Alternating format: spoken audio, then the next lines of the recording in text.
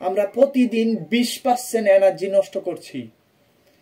আপনি যদি কোনো কাজ নাও করেন তারপরেও 20% এনার্জি আপনি নষ্ট করছেন। তার একটাই কারণ, দুশ্চিন্তা।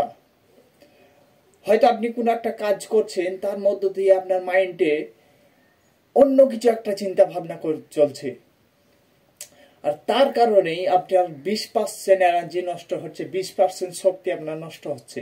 আর 80% শক্তি নিয়ে আপনি সেই কাজটা করছেন, যার জন্য কাজটা সুসম্পন্ন হয়ে ওঠে না। আর তার কারণেই আপনি আরো ডিপ্রেশনে ভুগছেন।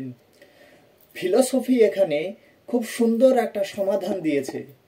ফিলোসফি বলছে মানুষের মাইন্ডে দুটো ডাইমেনশন আছে, একটা হলো মেমোরি আর একটা হলো ইমাজিনেশন।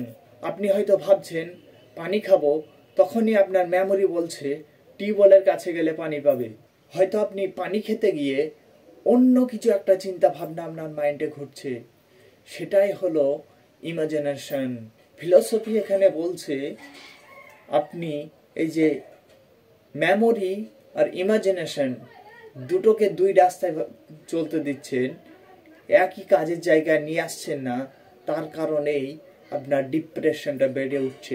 আপনি যদি ইমাজিনেশন প্লাস মেমোরি দুটোকে একসঙ্গে যদি কাজে লাগান, তাহলেই আপনার সফলতা আসবে, তাহলেই আপনার ডিপ্রেশন দূর হবে।